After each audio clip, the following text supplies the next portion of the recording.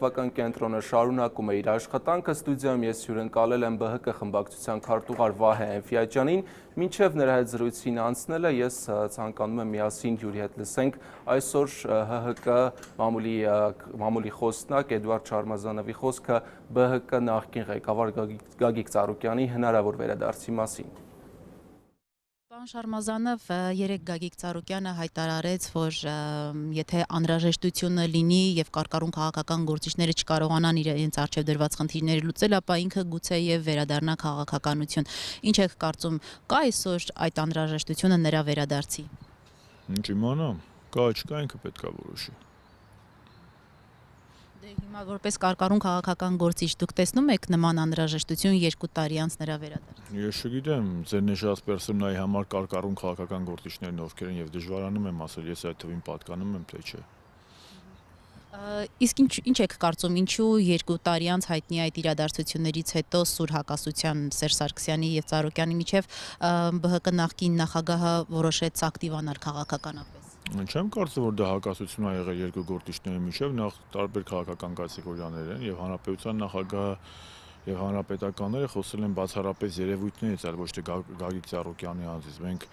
որևէ անձնական վիրավորանք չի եղել, ասիկա մենք գնահատական ենք տվել կոնկրետ նաեւ երևույթներին։ Եվ ես մեկ անգամ նաեւ ձեր ռադիոընկերությանն ասել եմ, որ քաղաքականությունը հնարավորինի արվեստ է եւ ոչինչ չի կարելի բացառել, ոչ վերադարձել, ոչ հեռացումներ, ոչ էլի կրկին վերադարձել եւ դրա համար մեջ վերել եմ հին հույն փիլիսոփա Հերակլիտի մեզնից 2500 տարի ասած խոսքերը։ Ամեն ինչ հոսում է, ամեն ինչ փոփոխվում է։ Ես որ ամեն ինչ հնարավոր է։ Ամեն դեպքում ես գտնում եմ, որ ով էլ վերադառնա, չվերադառնա, քաղաքականությունը պետք է ունենա իր կանոնները, քաղաքական մշակույթի կոռեկտության, երեք ինքը խոսեց բարության եւ սիրո մասին եւ շատ դրական եմ գնահատում, որ ներել է բոլորին նկատի ունենալով հանրապետականին։ Չեմ կարող ասել ինքը ում նկատի ունի, առհասարակ ներողամտությունը լավ բան է, ավելի բարություն անել, սիրել, ներողամիտ լինել, ներողություն հայցել, քան թե ինչպես ինքն է ասում։ Ողջունում եք, որ նա ներել է ձեր կողմից իր հասցեին հնչեցված բոլոր այդ պիտակավորումները, մեղադրանքները, ծանր։ Ես չգիտեմ ինքը ում աներելում չի ներել, ինձ ներելու կարիք չկար, որովհետեւ այնպեսի բան չեն կարելի որ մեկը ների։ Մենք ներողություն հայցում ենք Տեր Աստծուց։ Սա մեկ։ Երկրորդը մեկը նրան սպառնում էր բամփել, մյուսը նշում էր, որ տարբեր ծանր հանցագործություններ կան, օդում պտտվող,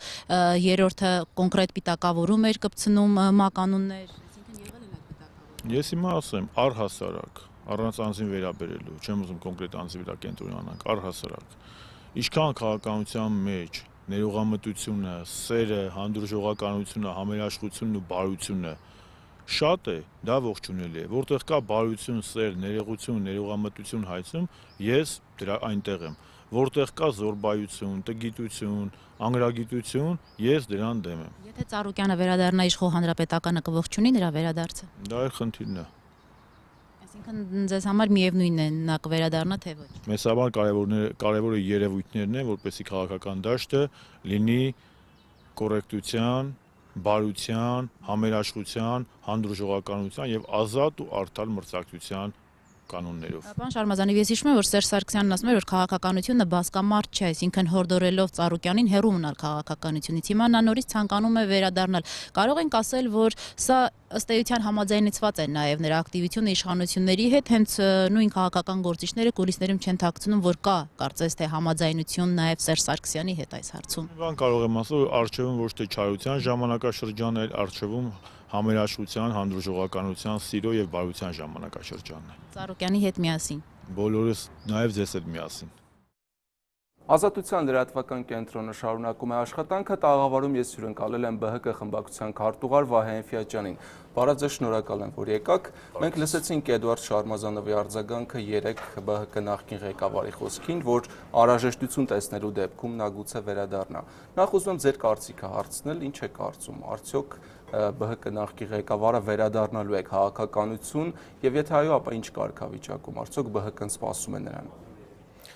Վերջից սկսեմ, որպես այդպիսին միանշանակ Բարգավաճ Հայաստան կուսակցությունում սա սպասված քայլ է, սպասված իրադարձություն է, բայց թե ինչպիսի որոշում կկայացնի անձամբ Գագիկ Ծառուկյանը, ես ինքս զերծ կմնամ, քանի որ ինքս նման տեղեկություններ չունեմ եւ կարծում եմ, որ առաջիկայում այս հարցի հետ կապված շատ մութ կողմեր կլուսավորվեն բոլորի համար։ Նկատի ունեք շուտով կիմանանք նա վերադառնում է թե ոչ։ Ի վերջո հատկապես այս վերջին ժամանակահատվածի համար հասարակական տարաբնույթ զանգվածային միջոցառումներ տեղի ունեցան, հասարակական պահանջ արձանագրվեց ըստ էության եւ զանգվածային լրատվամիջոցների կողմից էլ պարբերաբար ներկայացվում է այս հարցի հիմնահարցի էությունը, նախկին տեղի ունեցած իրադարձությունները եւ հնարավոր զարգացումները եւ կարծում եմ սա նաեւ տեղիք է տալի, որպեսզի առաջիկայում հենց այս հարցին անդրադառնալու որպես այդպեսին այս տրամաբանությամբ առաջնորդվելով ես միտքս այդ կերպ ձևակերպեցի։ Եթե նա որոշի վերադառնալ, արդյոք ըստ ձեզ կստանձնի ԲՀԿ ղեկավարի պաշտոնը։ Գիտեք ինչպես, քանի դեռ որոշում չկա, քանի դեռ նման հայտարարություն անձամբ Գայիկ Ծառուկյանը չի արել, ձեր նաև առաջի հերթին անդրադառնամ, որ դա անձամբ Գայիկ Ծառուկյանի որոշելիքն է եւ անձամբ ինքը կորոշի եւ ավելին քան համոզված եմ կաշկանդված էլ չի միջնորդավորված հայտարարություններով հանդես գալու, նա անձամբ իր խոսքը կասի եւ երևի թե պետք է մի փոքր էլ սպասել։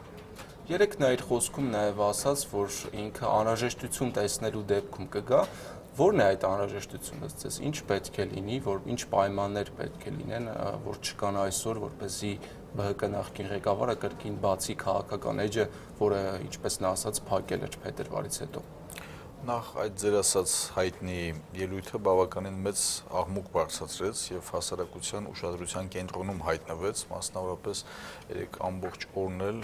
լրատվական դաշտը ողողված էր հենց այդ տեղեկություններով, Գայիկ Ծառուկյանի ելույթով եւ սոցիալական ցանցերում էլ տարաբնույթ քննարկումներ տեղի ունեցան այս հարցի վերաբերյալ եւ ես մեկ անգամ չէ որ առիթ եմ ունեցել ասելու, որ ամենաառաջին նախադրյալը քաղաքական գործ չի, դա հասարակության կողմից ընկալելիությունն է, հարգանքն է, վերաբերմունքն է, իսկ դրա լավագույն գնահատական ստուգատեսը դա ընտրություններն են։ Գայիկ Ծառուկյանի պարագայում հասարակական հարգանքը, պահանջարկը բավականին մեծ է, իսկ նախորդ ընտրությունները որպես վերջին ընտրություններ, որտեղ առաջնորդել է Բարգավաճ Հայաստան կուսակցության առաջին հորիզոնական զբաղեցնող ցուցակում, իր տեղը շուրջ 500,000 Հայաստանի Հանրապետության քաղաքացիների քվե ստացել։ Պարոն Էլֆիաջյան, ԲՀԿ-ն այժմ հանդես է գալիս որպես ոչ իշխանական ուժ, մենք դա տեսանք թիմ ընտրություններում, հատկապես Գյումրի, Վանաձոր, եւ մյուս կողմից տեսնում են Գագիկ Ծառուկյանի այսպես նորից մտերմությունը Սերժ Սարգսյանի հետ, տարբեր առիթներով հանդիպումներ Օլիմպիական կոմիտեի շրջանակներում, նա մեդալ ստացավ փետրվարից հետո Սերժ Սարգսյանից։ Եթե նա վերադառնա քաղաքականություն եւ կարծես ԲՀԿ-ն պատրաստ է նորից ընդունել իր նախկին ղեկավարին, բարձոք այստեղ հակասություն չի առաջանա կուսակցության դիրքորոշման եւ Ծառուկյանի դիրքորոշման միջեւ։ Դուք ընդդիմադիր դիրքում եք, նա կարծես մոտ հարաբերությունների մեջ է նախագահի հետ։ Հայաստանի Հանրապետության նախագահան ոչ միայն հանրապետական կուսակցության նախագահն է, այլ Հայաստանի Հանրապետության նախագահն է եւ եթե Հայաստանի Հանրապետությունում ինչ որ մի ոլորտի ինչ-որ մի բնագավառի ղեկավար կամ բնագավառում լրջագույն հաջողություններ են արձանագրվել, նա չի կարող նաև այս հարցերին իր դիտարկումները ունենալ որպես միայն քաղաքական կուսակցության ղեկավար կամ առաջնորդ։ Ըստ էության պետք է փաստել, որ այդ պարգևը, որը որ ստացել է Գայիկ Ծառուկյանը, դա երկար տարիների իր կողմից ավանդն է սպորտի բնագավառում, որի լավագույն ստուգատեսը բոլորիս համար քաչ հայտնի օլիմպիական խաղերն են, որտեղ Հայաստանի Հանրապետությունը երկար տարիներ, երկար սպասված նաև այն օլիմպիական ոսկին, կարելի ասել նաև ոսկիները եւ այլ մեդալներ եւ պարգևեցին մեր բոլորիս համար այդ հաղթանակի բերկրանքը։ Նա կարող է կրկին ընդդիմադիրի դիրքից հանդես գալ։ Սպորտային միջոցառումները, մշակութային միջոցառումները, տնտեսական, հասարակական, դրանք ըստ էության քաղաքական հայացքների, քաղաքական մոտեցումների հետ մեծ հաշվով կապ չունեն։ Այսինքն չեք բացառում, որ Ծառուկյանը կվերադառնա ընդդիմադիր դաշտ։ Գիտեք ինչպես, ես առհասարակ ապագայի նման կանխատեսումների, վերլուծությունների դաշտ չեմ մտնի, քանի դեռ Գագիկ Ծառուկյանը իր հայտարարությունը չի արել, ես ինքս զերծ կմնամ, թե ինչ օրակարգ Գագիկ Ծառուկյանի ներկայանալու պարագայում կձևավորվի, ինչ օրակարգ ինքը կներկայացնի եւ ըստ էության մենք տարիներ շարունակ եղել ենք համախոհներ, համակարծիք մարդիկ եւ դա միավորով որպես տեսք տվել է նաեւ մեր կուսակցությունը։ Եվ այս հարցում ես կարծում եմ, որ թիմային մոտեցումն էլ բնականաբար շատ կարևոր կլինի, բայց կանխատեսումների դաշտ բնականաբար չեմ մտնի, քանի որ առաջիկայում նաև զարգացումների հերթականություն ըստ էության հնարավոր զարգացումների տեղի կունենա կամ տեղի չունենա, ըստ այնմ էլ նոր գնահատականներ կտրվեն, թե ինչ ձևով, ինչ հնարավոր կարող է քաղաքական ուղղվածությամբ գործունեությունը շարունակվել։ Բայց կուսակցության ներկա ղեկավարը Ձեռնայրա Զորաբյանը գոնե թիմ մասով բազմիցս հայտարարել է, որ իշխանության հետ համագործակցությունը բացառվում է։ Արդյոք սա կարող է փոխվել։ Հայտարարել, նաև Ազատության ռադիոկայանի եթերում եմ հայտարարել, որ թիմ ընտրությունների ժամանակահատվածում հոկտեմբերի 2-ին, որոնք որ արդեն տեղի են ունեցել, Բարգավաճ Հայաստան կուսակցության որևիցե տեխնացու չի համագործակցելու, չի սատարելու եւ չի պաշտպանելու հանրապետական կուսակցության որևիցե տեխնացուի։ Այսինքն պաշտպանելը մեկ այլ բան է, բայց համագործակցելը մեկ այլ բան, պարոն Էլֆիաջյան։ Արդյոք դուք բացառում եք նաև համագործակցությունը։ Մեր մեջ ես եթե պաշտպանես բնականաբար կհամագործակցես։ Կարող ես պաշտպանել, բայց համագործակցել։ Չէ, ես կարծում եմ, որ կոալիցիոն համաձայնություն։ Մեր գիտեք ինչպես կոալիցիոն համաձայնագրի այս ժամանակահատվածի համար որովիցե նախանշան ինքս չեմ տեսնում, խորհրդարանական ընտրությունները երբ որ տեղի ունենան, ըստ էության նոր քաղաքական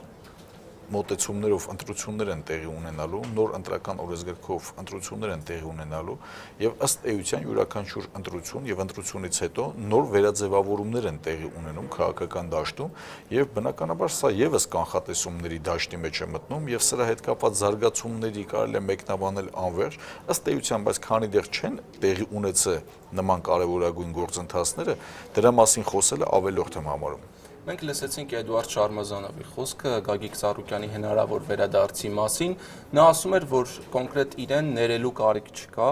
քանի որ ինքը որևէ այդպիսի արարք չի արել, որպեսզի կարիք լինի ներել Գագիկ Ծառուկյանի կողմից։ Բայց մենք բոլորս շատ լավ հիշում ենք ՀԿ-ի հայտնի Գերագույն մարմնի նիստը,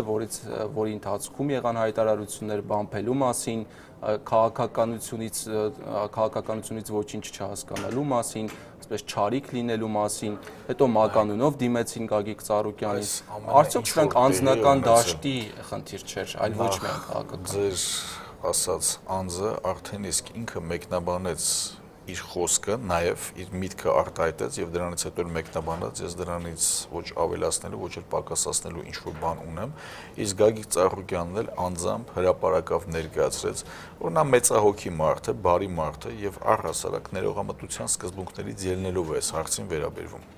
Այսինքն նա այնքան մեծահոգի է, որ կարող է իրեն մականունով դիմել եւ այդ ամենը մի կողմ դնելու գնալ, մի շարք ավելի կարևորագույն խնդիրներ կան։ Մի շարք խնդիրներ են ծանրացած այսօր Հայաստանի Հանրապետությունում եւ սոցիալական, եւ տնտեսական, եւ միևնույն ժամանակ քաղաքական առումով, որը որ ավելի կարեւոր են ըստ էության, որպես օրակարգի հարց դարձնելու հարցը, քան թե փոխադարձ վիրավորանքի գոներով խոսելը, որովհետեւ որովիցե վերաբերական խոսք ի վերջո վերոհիշյալ իմ կողմից շատ ավելի գլոբալ մատնանշած խնդիրների լուծում չի տալիս։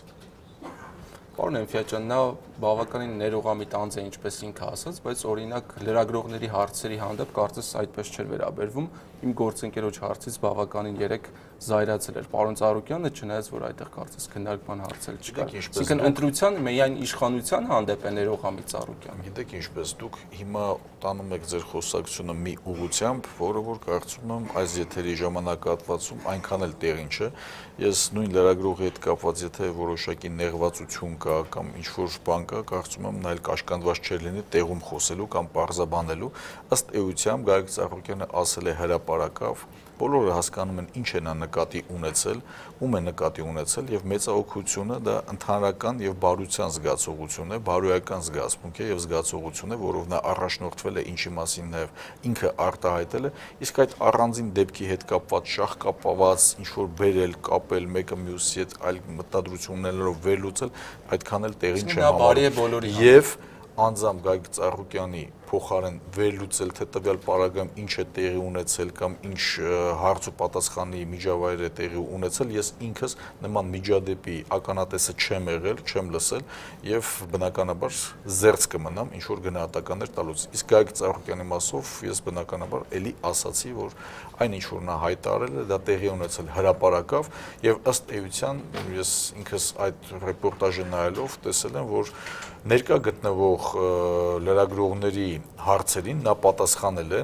եւ մի բան էլ եկեք հասկանանք լրատվական դաշտում եթե այդտեղ ներկա են մի քանի տասնյակ լրագրողներ ես չեմ բացառում եւ նույնիսկ հասկանում եմ որ հասարակական մեծ պահանջարկ կա եւ այդ հասարակական մեծ պահանջարկը տեղեկատվության ապահովելու առումով ներկա գտնվող լրագրողները բնականաբար հարցեր կունենային տալու յուրաքանչյուրը ոչ միայն ընդհանուր այդ հարցերի հետ կապված այլ նաեւ առանձին հարցեր կունենային բայց միևնույն ժամանակ եկեք ճիշտ հասկանանք դա տեխնիկապես էլ է անհնար ներկա գտնվող մի քանի տասնյակ լրագրողների օրինակի համար առանձին այդպես աշխատելու լավ գանք այլ հարցի բայց եկեք մի բան էլ չմոռանանք տեղի չէր ունենում Գագիկ Ծառուկյանի կողմից նախապես հրավիրված մամուլի ասուլիս տեղի էր ունենում կոնկրետ միջոցառում եւ միջոցառումից հետո լրագրողների ներկայությամբ Գագիկ Ծառուկյանը պարզաբանել է եւ մեկնաբանել է հիմնական ամենակարևորագույն հարցերը որոնք որ լրագրողների կողմից հնչել են իսկ անընդհատ հարցեր տալու պարագայում ես կարծում եմ կամ նույն հարցի շուրջ տարբեր ուղղություններով հարցեր տալու պարագայում ես արդեն իսկ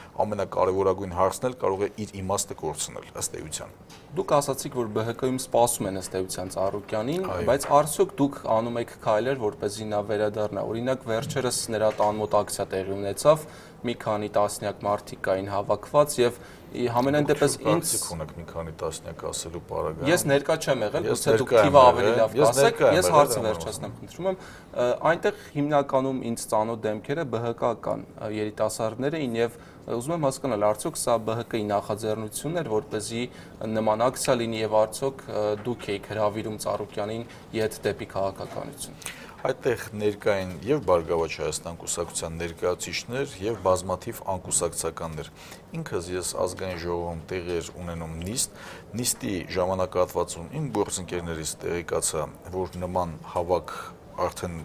հավաքից ես տեղեկացած եմ եղել, որ նման հավաք տեղի ունենալու, նաև իմ կուսակից ընկերներից, բայց բավականին մեծ քանակով ոչ, դա մի խումբ մարդկանց նախաձեռնություն էր, անհատների, ինչպես նաև կուսակցականների նախաձեռնություն է եղել, բայց վստահեցնում եմ ձեզ, եթե դա լիներ Բարգավաճ Հայաստան կուսակցության որպես այդպեսին որովիցե ղեկավար մարմնի որոշում եւ որոշմանից հետո գործիքակազմով համապատասխան մենք կազմակերպչական նման աշխատանքներ ստանձնեինք, որը որ հրապարակային նաև ներկայացնում եմ, որ կազմակերպիչներից մեկը անձամբ ես եմ եղել կամ ես ձեզ վստահեցնում եմ, եթե ես նման աշխատանքներ ստանձնեի, սկզբից մինչև վերջ ներկայացնեի եւ անեի, ձեզ վստահեցնում եմ, այդտեղ մի քանի տասնյակ հազարավոր մարդիկ ներկա կլինեին կուսակցական եւ առհասարակ նրա վերադարձը ցանկացող քաղաքացիների մասին է խոսքը գնում։ Եվ այդ ժամանակահատվածում, երբ որ ես արդեն ես գնացի ժամանացի հատված, փողոցը արդեն խցանված էր եւ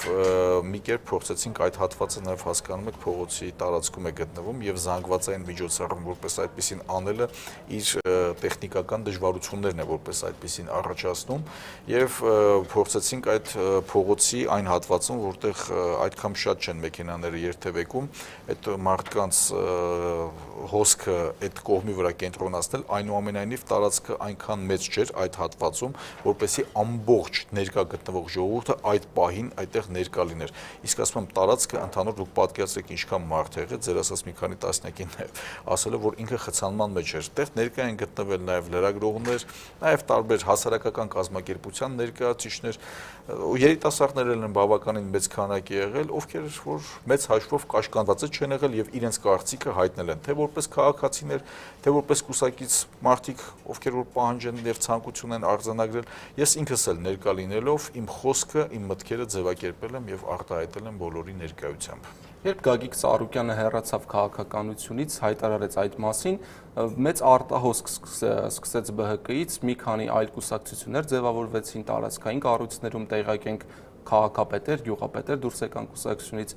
Ձեզ արդյոք այդ մարդիկ հիմա զղջում են հնարավոր վերադառնալու հետ կապված եւ եթե նրանք ցանկություն հայտնեն Գագիկ Ծառուկյանի վերադարձի դեպքում կրկին մտնել կուսակցություն, ինչպես եք դուք վերաբերվելու, արդյոք կուսակցությունը պատրաստ է հետ ընդունել այդ այսպես ասած ինչ որ պահի նավը լքած մարդկանց։ Շատ հարգելի գործընկեր։ Ես այլ մարդկանց փոխարեն քիչ առաջ էլ նկատեցիք։ Կուսակցությունը պատրաստ է ընդունել նրանց։ Ինքս չեմ պատրաստվում որովհետեւ անձի փոխարեն վերլուծել, թե նա առաջիկայում իր մեջ զղջում է, չի զղջում, փորձում է վերադառնալ կամ չվերադառնալ կամ ինչ մտադրություն ունի։ Շատերի հետ եմ խոսում, բայց իրենց փոխարեն չեմ պատասխանի կամ իրենց մտադրությունների մասին հեչ որ չեմ խոսի։ Կուսակցության մասով ձեզ վստահեցնում եմ, նման զարգացում ունենալու պարագայում այս հարցի հետ կապված ինքս կներկայացնեմ, քանի որ ներկայացնում եմ կուսակցությունը եւ խմբակցության քարտուղարն եմ հանդիսանում, անձեր կան, որ մեր համար բնականաբար մեծ պատիվ է եւ ցանկությունը բնականաբար կլինի նրանց հետ աշխատելու, հետագայում մեր գործունեությունը շարունակելու, իսկ անձիկ կան, որոնց հետ կապված որոշակի վերապահումներ կան եւ քանի որ այս վերապահումների մեջ որոշակի ճշգրտման հարցեր կան ինձ համար եւ առհասարակ թիմի համար այդ հայտնի զարգացումների ժամանակահատվածում դրդապատճառները հիմնական ինչն են եղել, երբ որ այդ ամեն ինչը ինձ համար կամ իմ գործընկերների համար պարզ կլինի, մենք մեր վերաբերմունքի հարցում բնականաբար եւս պարզ եւ հստակ կհրապարակենք։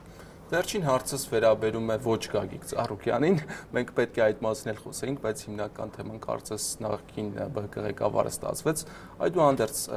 ազգային ժողովում վերջին շաբաթներին կարևոր գործընթացներ եղան, նոր ընտրական օրենսգրքի փոփոխությունները տեղի ունեցան, կառավարության ծրագիրը հաստատվեց, կառավարության ծրագրի ընդհանրապես կառավարության փոփոխությունները կարծես դեռ ընթացքի մեջ են, բայց այս ընդհանուր process-ը դուք արդյոք դրական եք գնահատում եւ առաջիկա խորհրդարանական ընտրություններից առաջ արդյոք ակնկալում եք արդար ընտրություններ, հատկապես փոփոխություններից հետո եւ նոր կառավարությունից ընդհանրապես սպասելիքներն ինչպիսին են։ Ձեր բոլոր հարցերը այնքան շահկապված եւ ընդհանրական են, բայց բնականաբար կփորձեմ մաքսիմալ լակոնիկ լինել եւ հակիրճ պատասխանել։ Հիմա տեսեք, կառավարության հետ կապված այն ծրագրերը, այն գաղափարները, որ առաջ է քաշում կառավարության ղեկավարը եւ կառավարության ներկայիս կազմը, ըստ էության միտված են հասարակության մեջ տարիներ շարունակ կուտակված խնդիրներին եւ հիմնահարցերին։ Մենք ինքներս ենք մատնանշել այդ խնդիրների նաեւ լուծման ճանապարհն էլ ի տարբերություն նաեւ այլ քաղաքական ուժերի կամ ոչ իշխանական ուժերի, մենք նաեւ մատնանշել ենք լուծման դրանց ուղիները։ Այս հարցի հետ կապված դա տեղի ունեցել հրապարակային եւ հրապարակավ։ Ընդհուպ երեք, երբ որ ազգային ժողովում տեղի ունենում հարց ու պատասխան կառավարության հետ, ինքս եւ հարց եմ բարձրաձայնել, որտեղ ներկայացրել եմ փաստեր, մասնավորապես Գյումրու մանկավարժական համալսարանի, Գյումրու համալսարանի, պետական համալսարանի, որտեղ դասախոսապրոֆեսորական անձնակազմը շատ հստակ մատնանշում էր, որ ռեկտորի կողմից, ռեկտորի պաշտոնակատարի կողմից տեղի են ունեցել մի շարք չարաշահումներ եւ օրենքի եւ իրավական ակտերը խախտելով գործունեություն եւ գործարքներ են ըստ էության իրականացվել։ Այդ փաստաթուղթը դիմումի տեսքով ես ինքս պատիվ եմ ունեցել արդեն իսկ ներկայացնելու վարչապետին։ Նաեւ խոսել եմ մի շարք հիմնախնդիրների եւ խնդիրների մասին։ Հայաստանի Հանրապետությունում մենք բազմաթիվ անգամ արձանագրել ենք, որ քաղաքացիների կողմից կա անվստահության մթնոլորտ իշխանությունների եւ քաղաքական կամ պետական գործընթացների հետ կապված։ Պետական чиновникների, մենաշնորհի հետ կապված, անպատժելիության հետ կապված, ինքս երեք խոսելով մի շարք իրավական խնդիրների հետ կապված, նաեւ բարձրաձայնել եմ դուք ինքներդ որպես երկրի վարչապետ օրենքի առջև համարում եք, որ բոլորը համահավասար են,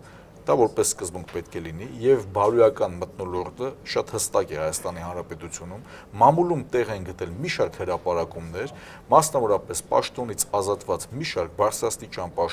պաշտոնյաներ ըստ էության մեծ աղմուկ բարձրացնելով իրանց պաշտոնաթող լինելու փաստի հետ կապված, նաեւ արձանագրվել են մի շարք հեչ որ չէ մամուլի բնակարում, չարաշահումներ, այս ամեն ինչը տեղի է ունեցել հասարակության աչքի առջև։ Ավելի կոնկրետացնեմ, օրինակի համար առանձնատների տեսքով, օֆշորային սկանդալի հետ կապված, ֆինանսական չարաշահումների հետ կապված եւ հասարակության մեջ ժողովրդի մոտ օբյեկտիվ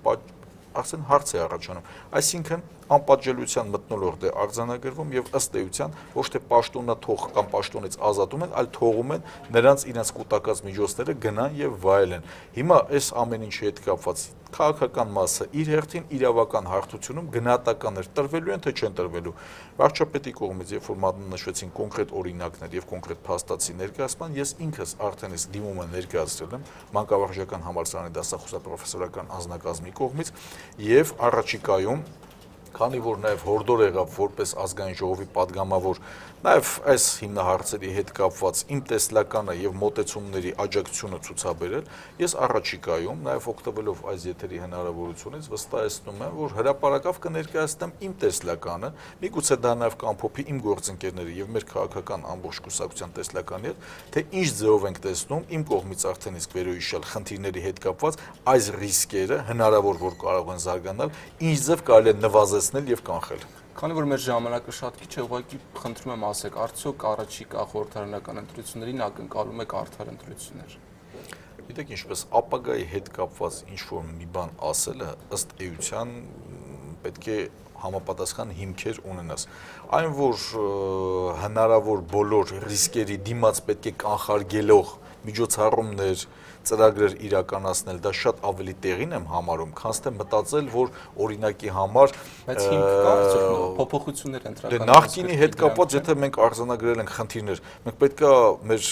մտքում կամ մեր հայացքների մեջ հասկանանք, չէ՞ որ առաջիկայում էլ այդ ռիսկերը կան, որ կարող են